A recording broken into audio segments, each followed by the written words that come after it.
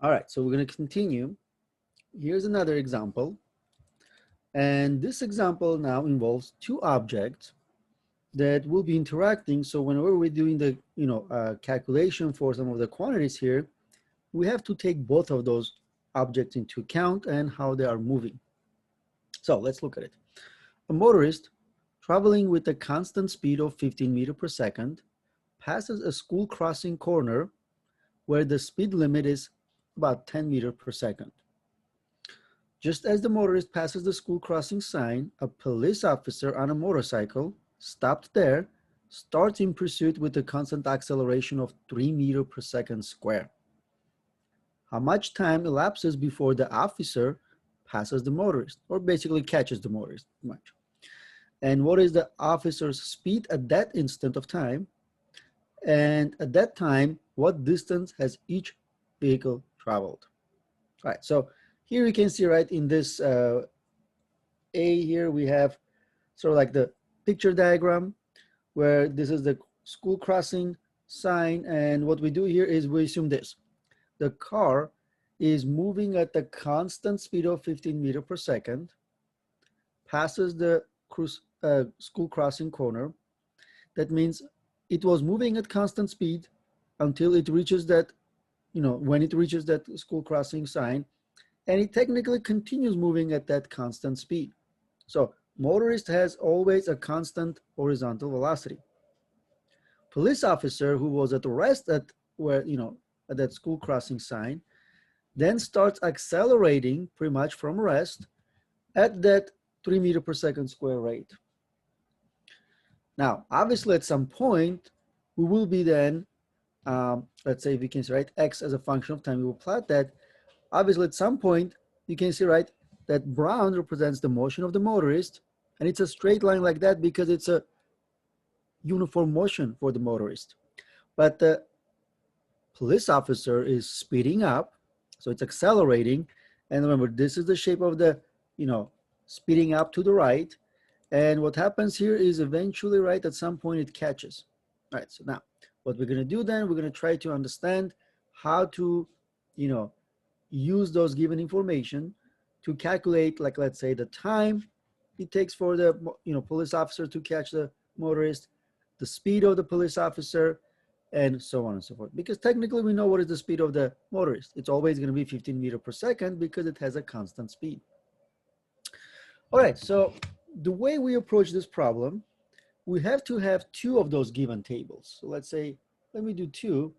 One is going to be for the motorist, and motorist basically has this. It has an initial velocity and final velocity. Technically, it's just a constant velocity, Vm, of 15 meters per second. Its initial position is 0, right? And which means technically if the velocity is constant, so the acceleration of the motorist is 0. So it has no acceleration.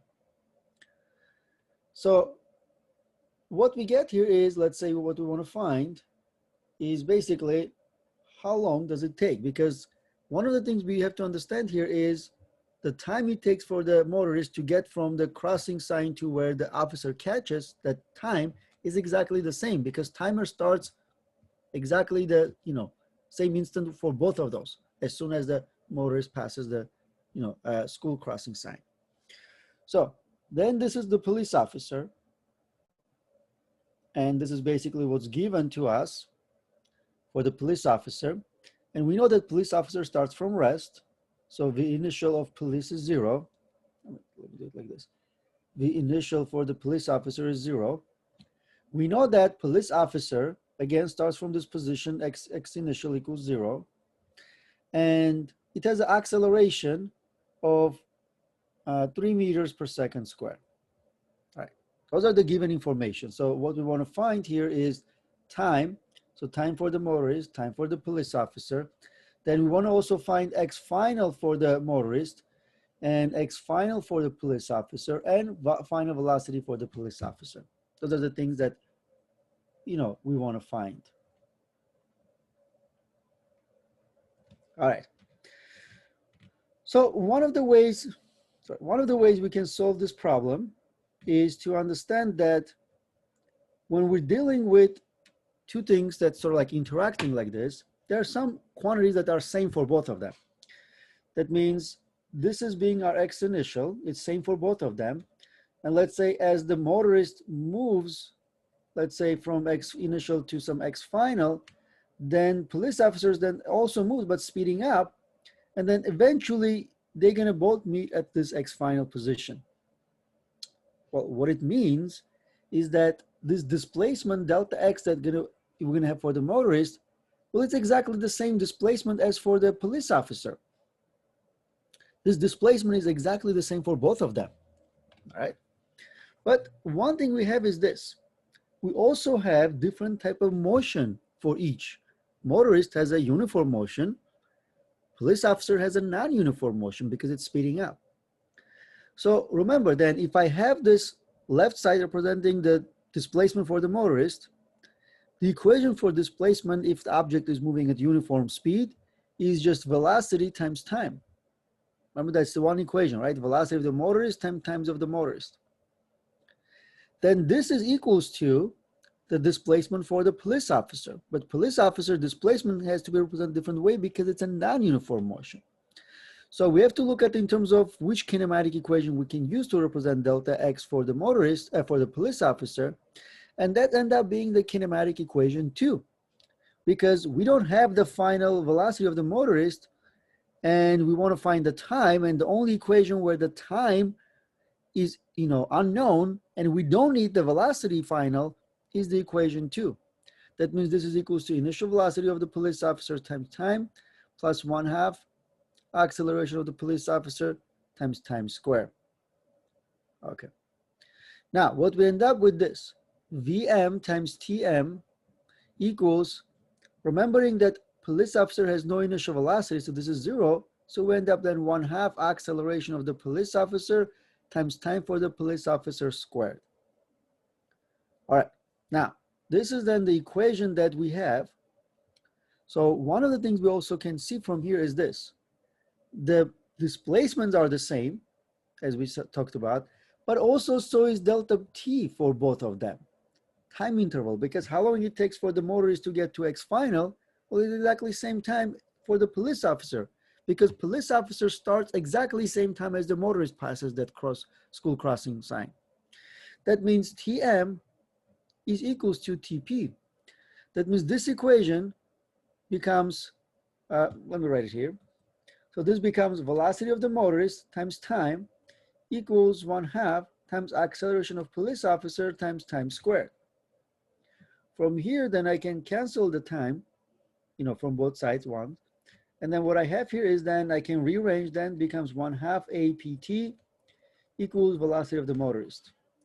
Then using this, I can solve for the time, which is 2 times velocity of the motorist divided by the acceleration, which is 2 times 15 meters per second divided by 3 meters per second. And what I will get here is 10 seconds, because 2 times 15 is 30, 30 divided by 3 is 10 seconds. That means the time it takes for the police officer to catch the motorist is, 10 seconds. And that's part A. Remember, part B was asking what is the officer's speed at that instant. That means we want to find the V final of the police officer, assuming that it starts from rest, accelerates at 3 meters per second, and drives for 10 seconds. So we can use one of the equations, so we have to look at kinematic equations, and you will be able to see that this equation, final velocity of the police officer equals initial velocity of the police officer plus acceleration times time, assuming that this is 0, then what we will get here is this, acceleration of police officer times time equals 3 meters per second squared times 10 seconds. The speed, final speed will be 30 meters per second. All right, so 30 meters per second. All right, so finally we get to part C, which is asking, what is the displacement for the motorist? But that's basically the same for the, police officers technically. That means I can use either of those equations, right, to find displacement. That means I can say delta x, I can use it for motorist, which is going to be velocity of the motorist times time, which will be 15 meters per second times 10 seconds, so 150 meters. Or I could have used for the police officer, which would have been then 1/2 a times t squared. This would have been then 1/2 times 3 meter per second squared times 10 seconds squared, which again would have given me the same thing, right? So 10 seconds squared is 100, half of 3 is 1.5, so 1.5 times 100, 150 meters. Right, so I would have got basically the same answer. All right, so let's continue. Next, we're gonna look at some interesting, let's say, application of the motion with a constant speed. So this is when objects actually fall due to the presence of Earth's gravity. All right, so whenever the object is moving due to the influence of gravity, it is known as a free fall. All right, so free fall is when you drop an object and it's falling to the ground, and the object, when it's falling, is actually accelerating. So it's not just moving, it's actually accelerating straight down, and that acceleration is constant. So constant acceleration, because this acceleration due to presence of Earth, and when you're close to the surface, your acceleration, you can say more or less, is constant. And that magnitude of that acceleration is 9.8 meter per second square. That means every object, when it's moving under the influence of gravity, without anything else, just influence of gravity, it will be speeding up at that rate, 9.8 meter per second square. That means every second, the speed changes by 9.8 meter per second, and this acceleration always acting vertically down.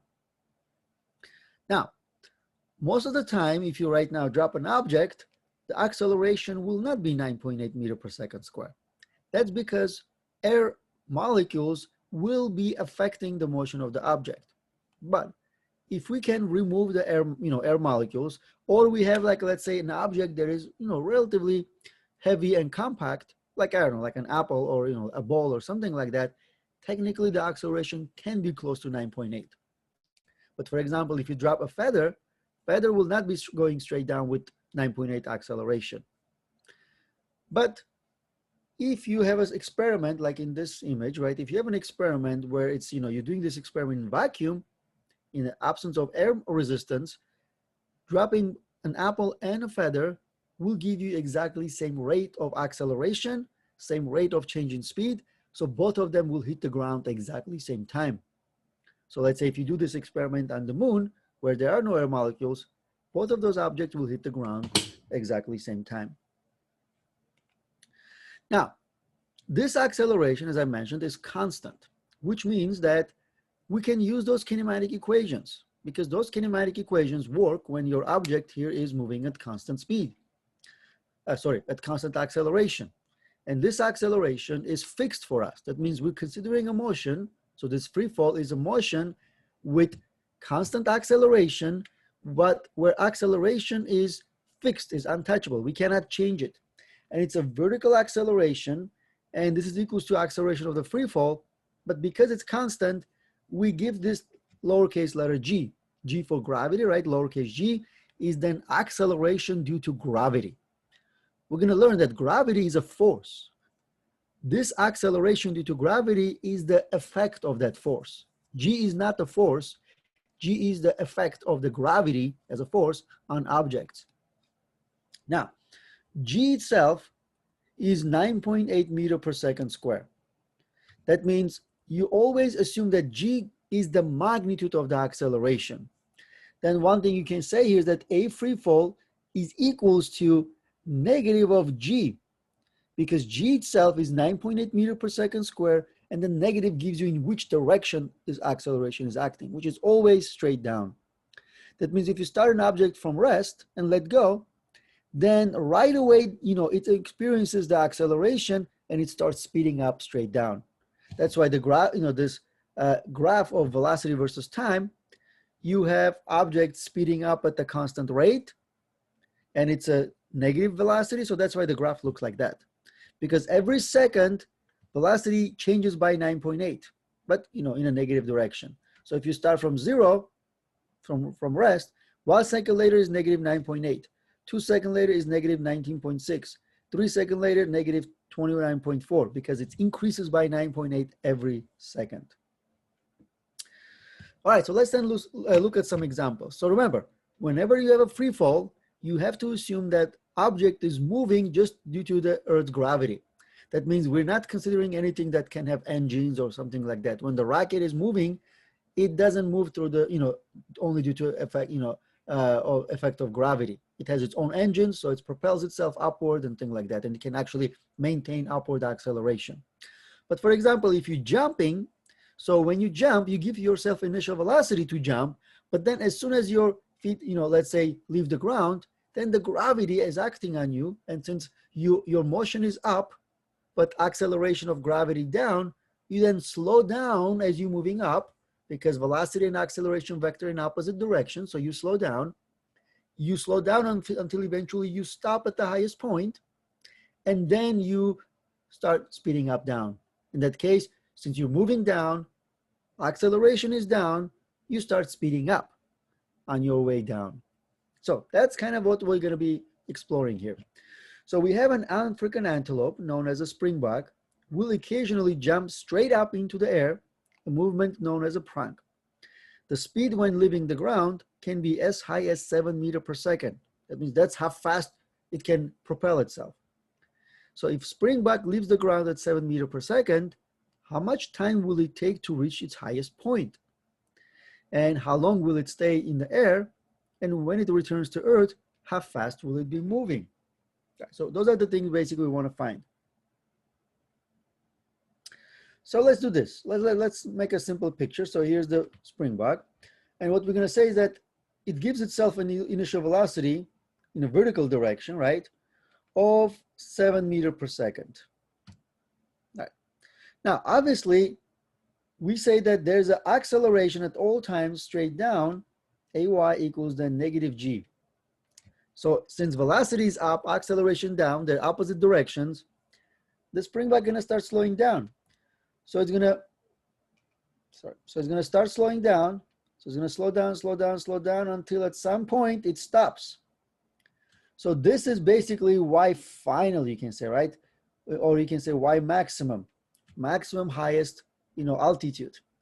And one of the things we have here is at this position, velocity at the maximum height is always equals to 0, because you have to stop in order to go down. So that means the velocity at the maximum height always equals to 0. So let's do this. Let's call the ground point A. Position of the maximum height, let's call this point B.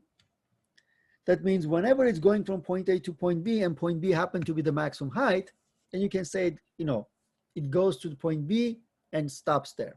All right. That means one of the things we have here is this. Remember, so this is still acceleration, constant acceleration. That means we can use those kinematic equations. And what I have here is, let's say, write it down here, what is given to me. We're given that initial velocity in a y direction is 7 meters per second. All right. So now, let's say what I have here is my initial is basically point A. So I can say VA is 7 meters per second, because A here is my initial point. What else is given? If you read the equation, it seems like nothing else is given. But we know that this is a free fall problem, which means AY equals negative G. Well, that's also given to us. And we know that V of B is equals to 0, because velocity at point B is equals to 0, because that's the maximum height. B is the maximum height. So that's already a lot. That's already a lot of information. So for example, if I want to find T, then I can come back. Let me do this, acceleration here. So then I can come back and use a kinematic equation 1 to find the time it takes for it to, reach that point B. That means I'm going from A to B, where A is my initial, B is my final.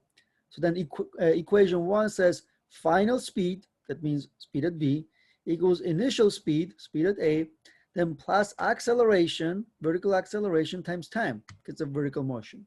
But I can rearrange and rewrite as VB is equals to VA, since AY equals negative G, minus G times T. All right. Now let's see what I have. My VB is 0. My VA, right, so is not 0. So then I can rewrite it like this, minus GT. And then rearrange this where GT is equals to VA, and then solve that T equals VA over G. VA is 7 meters per second divided by 9.8. Then I can say then time it takes for the antelope to reach the highest point is 0.71 seconds. All right, because again, I use the kinematic equation 1 where the acceleration is fixed, is negative G, and highest point speed is 0. Part B says, how long will it stay in the air? Which means that we want to look at in terms of, let's say, going from A to B, and then going from B to, let's say, to C. We basically get to that point. That means this is basically going up and going down. Now, this one, we have to look at it like this. I am looking at the motion going from A to C now, right? Motion from A to C. And what I can do here is I want to find how long does it take. And one equation that I can use is kinematics 2, where, remember, is final position equals, and I can write it in terms of y. So let's say final y, which remember is basically C, point C, equals initial y, which is point A, plus VA times T, then plus 1/2 AT squared, but I write it as minus 1/2 GT squared, because the acceleration AY equals negative G. All right, so one thing I have is this. Remember, point A and point C, those are my ground, right? So I can say YA is 0, so is YC. That means this is 0, this is 0. So that means 0 is equals to VAT minus 1/2 GT squared. Move the 1/2 GT squared to the left. 1/2 GT squared equals VAT. Then what I can do here is I can cancel the T. And then here, T is equals to 2 times VA divided by G, which then if I plug in and calculate, going to give me 1.4 seconds. All right, so now the interesting thing about this is you can see, right, it takes roughly 0.7 seconds to go from A to B and 1.4 seconds going from A back to C, which this number is basically double the number, the value of the time going to the, from A to B. Which means if you start from A, jump up, let's say, reach point B, how long does it take to reach point from A to B is exactly same time that it takes to go from B to C if A and C have the same vertical positions. That means if you come back to the same position that you started with, the time it takes basically to come back down is exactly how long it will take to go back, to go up to point B. All right, so technically then I could have taken this number and doubled that number if I know A and C are exactly same point and get that value. The last one is to find the velocity when it returns to Earth. How fast will it be moving? That means what I have here is I want to find, let's say, here we did this part, 0.7. This is T going from A to B, then T going from A to C, right? And now I want to find what is velocity at point C. Okay. All right, so for that, here's what we're going to do. Remember, now we're looking at what is the speed at point C, and I'm going to look at motion from A to C, but I can also look at motion from B to C, okay? But let's look at it in terms of this. So I want final velocity. A is my initial point, C is my final point. I have how long it takes to go from A to C, and I have the acceleration the entire time. So I can write V final, which is VC, equals V initial, VA, plus AT, but A replaced with negative G becomes minus GT. That means VC is equals to 7 meters per second minus 9.8 times 1.4 seconds. All right. So then I can calculate VC to be negative 7 meters per second, which is also interesting because look at this. If I jump from point A, or the antelope jumps from point A at 7 meters per second up, then when it comes back down and hits the ground, same position as point A, the speed is 7 meters per second, exactly same speed, but it's, pointing down because it's, jumping down, right? That means the velocity that you have at point A to jump up, if you come back to the ground again, you hit the ground then with same speed as you jumped. That's also an interesting fact to know. All right, so here's one more example. So Spud Webb, height 5'7", was one of the shortest basketball players to play in the NBA. But he had an impressive vertical leap. He was repeatedly able to jump 110 centimeters off the ground, which is quite a lot, 1.1 meters off the ground. To jump this high, with what speed would he leave the ground? All right, so imagine this. I'm going to make him as a particle, and I'm going to say, all right, so he needs to jump with some initial velocity such that when it reaches the final point, which is the maximum height, right? Remember, final velocity at that height is 0, but this displacement then happened to be 1.1 meters. Okay, that means how high should the, or what should be the velocity of the basketball player at the initial velocity so that he reaches that height, 1.1 meters. All right, so that means we're given, in this case, right, we're given that final speed is 0 because we're considering going from point A, let's say, to point B, right? The highest point. That's what we need to find. You can say delta y is 110. Acceleration is negative g. We don't have anything about time and things like that. But what we want to find here is v initial. And we can do that because those three already enough information, okay? So I can use one equation that is time independent, and that's kinematic equation 3. V final square equals V initial square plus 2 times AYG, AY times delta Y. And I can rewrite this in terms of V final square equals V initial square plus, taking AY to be negative G minus 2 times G delta Y. And then here I can set this to 0. And then move the 2G delta Y to the left, which is equals to V initial square. Then divide both sides by, actually that's what I want to find, right? So then V initial is equal to then square root of 2G delta Y. That means V initial equals square root of 2 times 9.8 times then 1.1 meters. And this should give me then 4.6 meter per second. All right. So you can see then what we get here is 1.1 meter per second. 4.6 meter per second, which means that to jump 1.1 meter, you need 4.6 meter, initial speed. And you can see, right, you can now imagine that antelope who had a 7 meter per second speed initial can jump much higher, right, than let's say the Spud Webb could. All right, so here's one more example, which is kind of like similar to what we did, but make sure that we have good understanding of everything. So person throws a ball upward into the air with an initial speed of 15 meters per second. How high it goes? So we want to know how high will it go.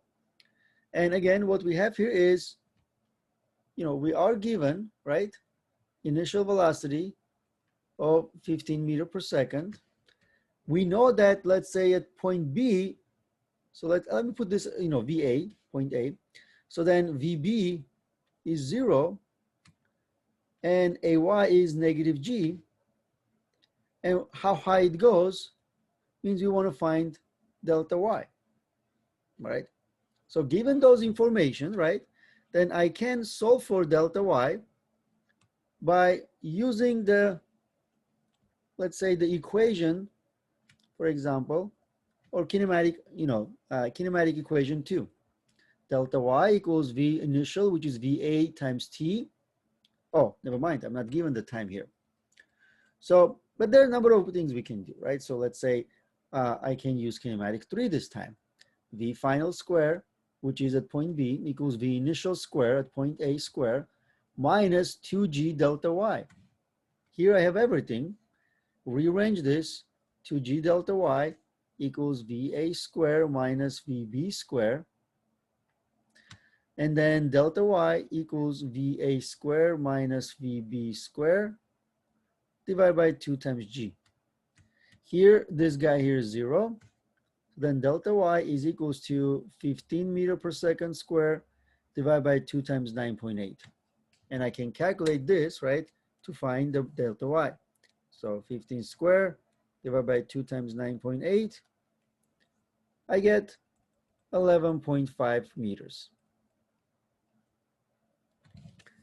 It says how long the ball is in the air before it comes back to the hand. That means we want to know, as you go from A to C, right, how long will it take for it to make that trip?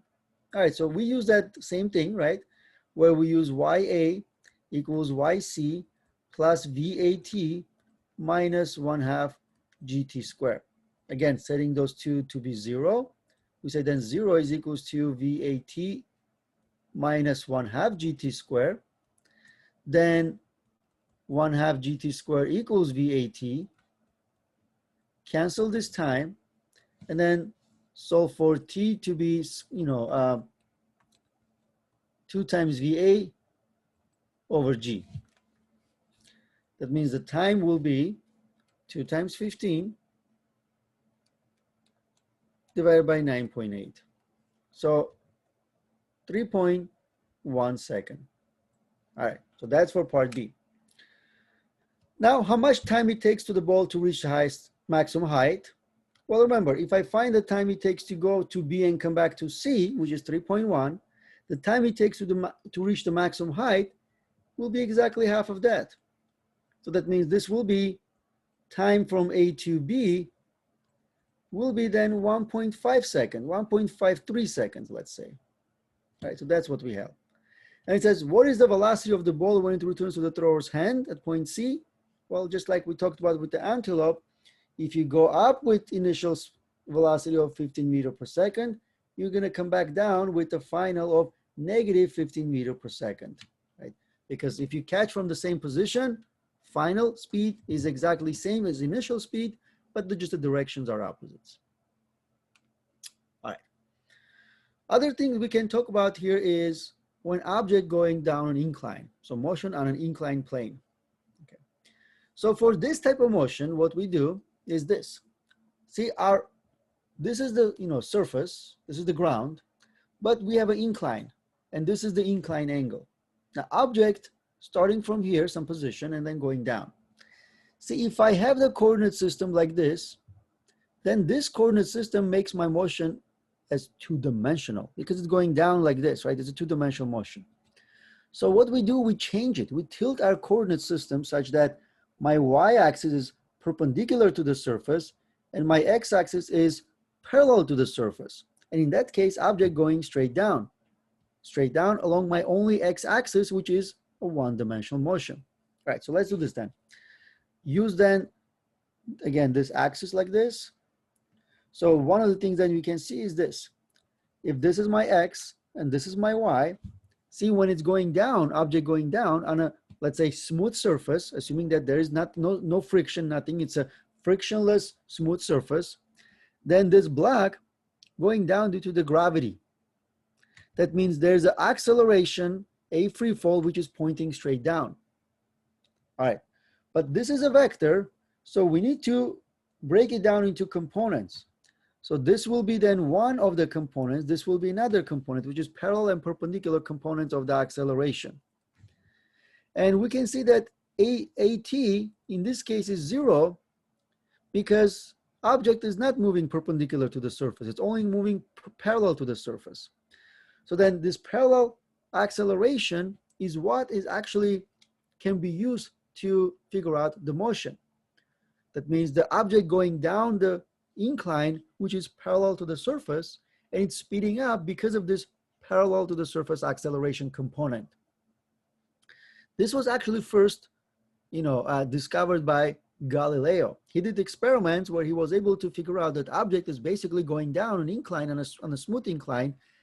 The acceleration related to the acceleration due to gravity, related to G. And actually the Galileo is the first one who actually discovered the G and the value of G. Not didn't discover G, but value of G. Now what we have here is this. He realized that acceleration of the incline, right, is proportional to G, but it also proportional to the angle theta, but a sine of angle theta of the incline. So that's why this is the equation for the acceleration. Is plus minus G sine theta. It's not G, even though it's not a free fall. Going down incline is not a free fall, but it is related to G because it's still, it's going down because of the gravity. Okay, but it's not a free fall because of the surface. It's going down the surface, not like straight down. So then acceleration, you can say it equals to G sine of theta. Now, plus would be if you take down as your positive axis, then this is plus. But maybe you can take up as your positive x. Well, in that case, this guy here is minus. That means that plus minus, depending if you take down an incline as positive direction or up an incline as positive direction. And it's entirely up to you. You can choose which one you want to be positive, which one you want to be negative. Let's look at an example here. A car traveling at 30 meters per second runs out of gas while traveling up a 5-degree slope. How far will it coast before starting to roll back? All right, so what we have is this. Here's the incline, 5 degree, and here's our car. So imagine it is moving up with the initial velocity of 30 meters per second. But it then runs out of gas, means that basically from that point, as it's moving up at 30 meters per second, it doesn't have, let's say, any help from engines. So that means after that, it's going to be under this acceleration, right? Under this acceleration, which means that there's a downward acceleration. So if we break it down into components, so think like this. When it's here, it probably will be even a little easier to visualize. Think like this. This is my coordinate system. This is my y-axis, and this is my x-axis. Now the question is, which one do I take as positive? Well, it's going up. Usually that's what I take as positive, like this. All right, so then what I have is this. Acceleration, for example, then will be in this direction, right? So this is the acceleration, A vector. But remember, you break it down into perpendicular and parallel. So this will be parallel, and this will be perpendicular. You're basically making a right triangle, or the component make a right triangle with that A vector. So this is A perpendicular, and this is A parallel. Oh, sorry, parallel, perpendicular. Again, perpendicular one is is 0, but the parallel one is then equals to negative G sine of theta. Is negative because I take up as positive, and acceleration acting in a negative direction. So I can calculate this. Is negative 9.8 cosine, sine of 5 degrees. And A parallel will be negative 0.854 meter per second squared. Then, starting from that initial speed of 30 meters per second, now what I have here, there's an acceleration of negative 0.85 meter per second square. And the question is, how far, starting this to be x0, how far up an incline it will go until it reaches some x final where it slows down until it stops. So what we want to find here is that x final. Okay, so we're given initial velocity, we're given acceleration, we're given technically final velocity, because what happens when it reaches x final? Well, it stops, so this is 0. So we need to find that x final. Again, no information about time, so we use time independent equation 3. V final square equals V initial square plus 2 times acceleration times delta x. All right, so this is 0. So we end up with 2 times a times delta x. And all I need to do is solve for delta x. Remember, delta x is what x final is if x initial is 0. So 2a delta x equals v initial square. Then I divide both sides by 2 times a. Then delta x is equals to v initial square divided by 2 times acceleration. So this is 30 meters per second squared divided by 2 times 9.8. And what we get here is 530 meters. That means we're going to reach 530 meters above the starting point at the bottom of the incline. All right, so that's basically for an incline problem. Okay. Now this one kind of gives us some information on how to use tactics interpreting graphical representation of motion. So remember, this is position versus time graph. And we know, right, when the position versus time graph has a curved graph like that, it means this is a non-uniform motion.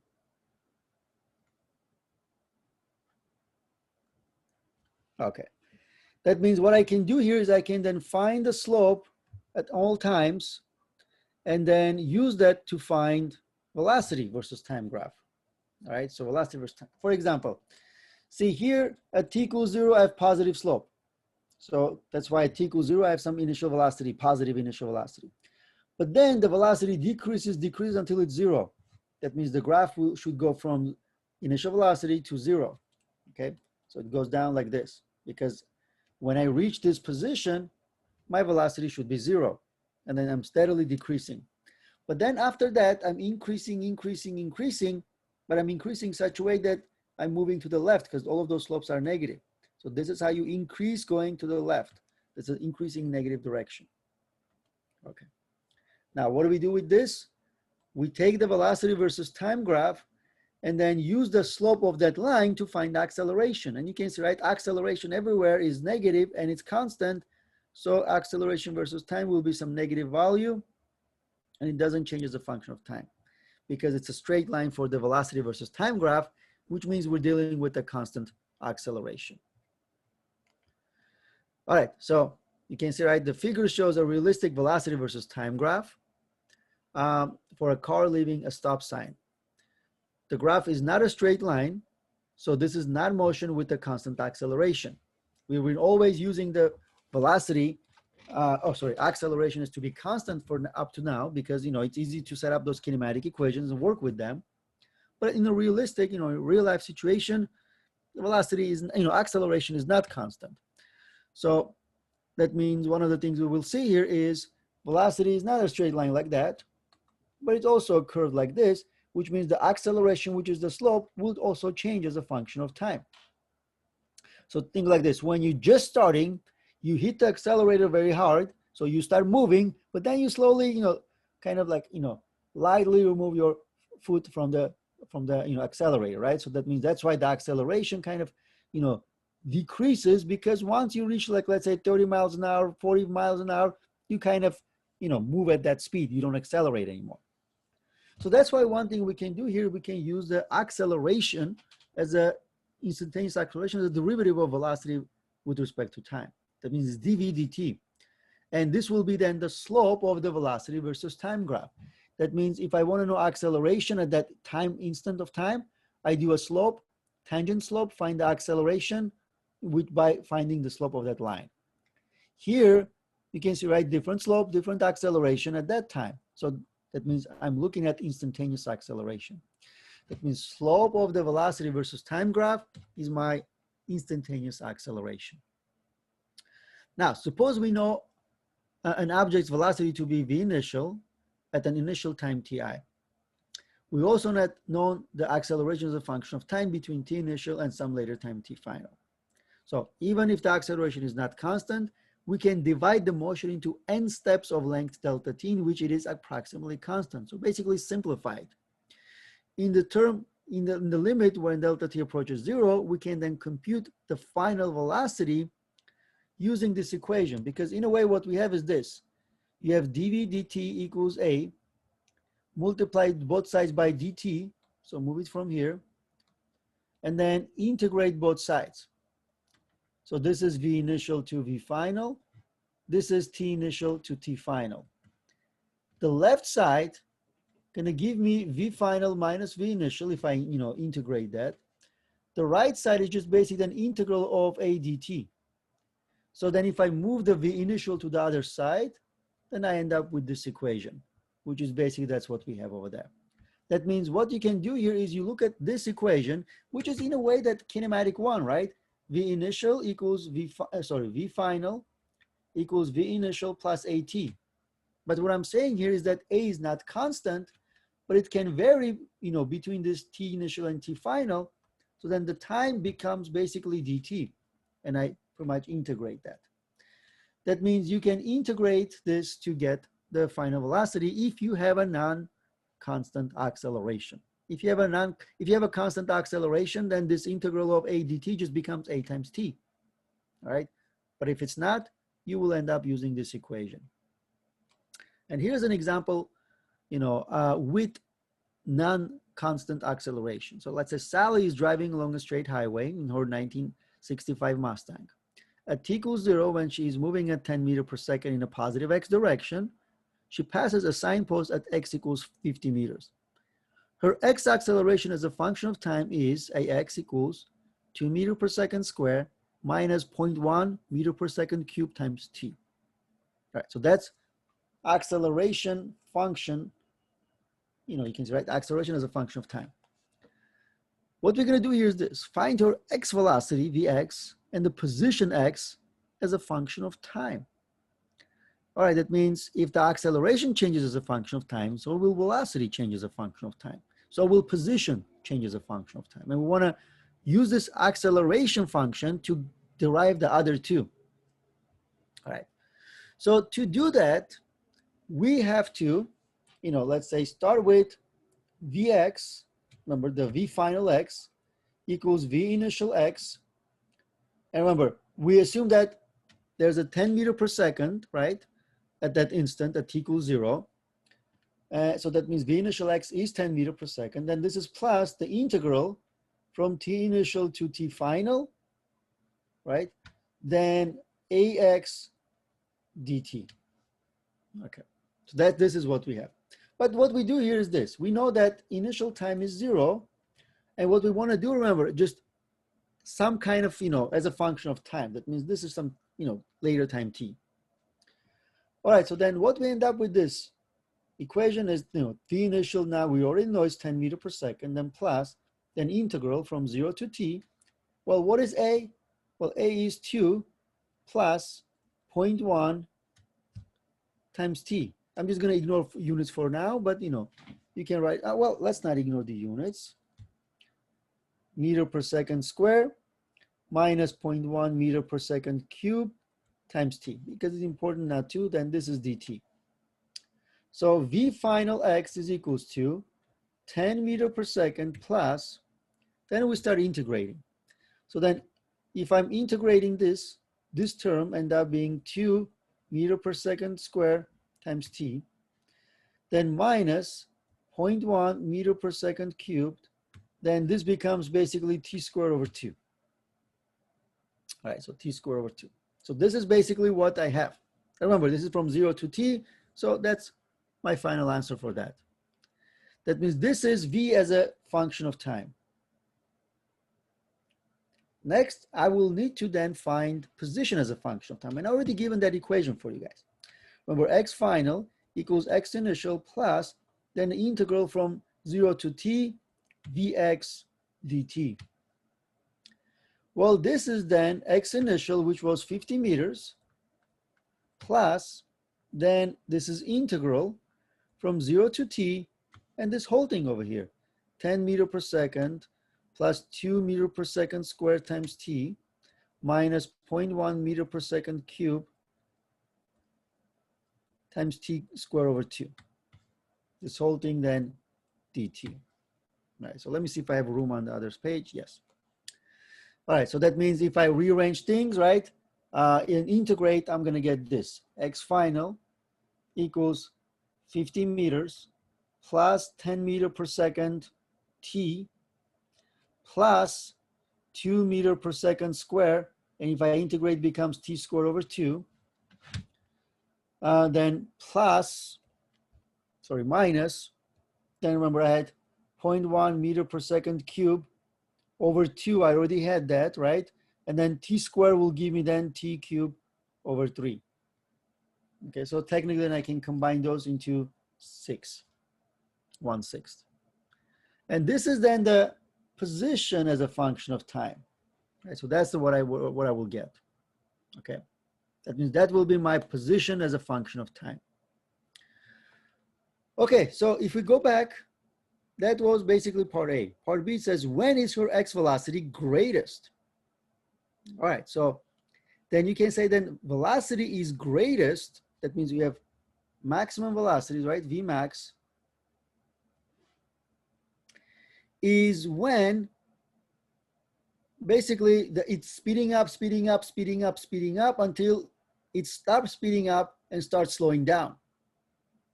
And when it starts slowing down, right before it starts slowing down, it basically stops speeding up. That means at that instant, the rate at which it's changing its velocity from speeding up to slowing down means that this happens when basically dv dt, which is equals to a, but that instant, it's equals to 0. Because you have an acceleration all the way when it's speeding up, and you have acceleration when it starts slowing down. But the instant when you change from speeding up to slowing down, your acceleration is 0. All right. That means remember that acceleration function, which was 2 meter per second square minus 0.1 meter per second cube times t, we're saying that this maximum velocity will happen at the time t when acceleration is 0. That means 0 is equals to 2 meter per second square minus 0.1 meter per second cube times t. And all we have to do is just solve for t, which will be 2 meter per second square over 0.1 meter per second cubed. You can write meters, second square cancels that, and you end up with 20 seconds. All right, so this is part B. Part C, what is the maximum x velocity? Well, maximum x velocity happens when time is t equals 20 seconds, and the equation for then Vx was as a function of time, right? Then we can say, let's do it when t equals, 20 seconds. Remember, it was 10 meter per second plus 2 meter per second square times time. Now we put this as 20 seconds. Then minus 1/2 0.1 meter per second cubed times then 20 seconds squared. So that means if I calculate this, plug in everything, I'm going to get 30 meter per second. That means that time t equals 20 seconds, it's moving at 30 meter per second. That means this is going to be the fastest speed it will have. After that, it's going to slow down. Last one is, where is the car when it reaches that maximum x velocity? That means, what will be the position at that time when it's moving at 30 meter per second? That means we just take this and use that function, x final when t is equals to 20 seconds. We just plug in, right? So 50 meters plus 10 meters per second times time of 20 seconds plus 2 meter per second squared times time of 20 seconds squared, then minus 0.1 meter per second cubed over 6, then 20 seconds cubed. So then we're going to get x final to be equals to 517 meters. All right. So that's basically the final position, or not the final position at this particular time. That means, but what we have here is this is the position where it stops speeding up, so moving at higher speed, and then starts slowing down. That means speed will start going down afterwards.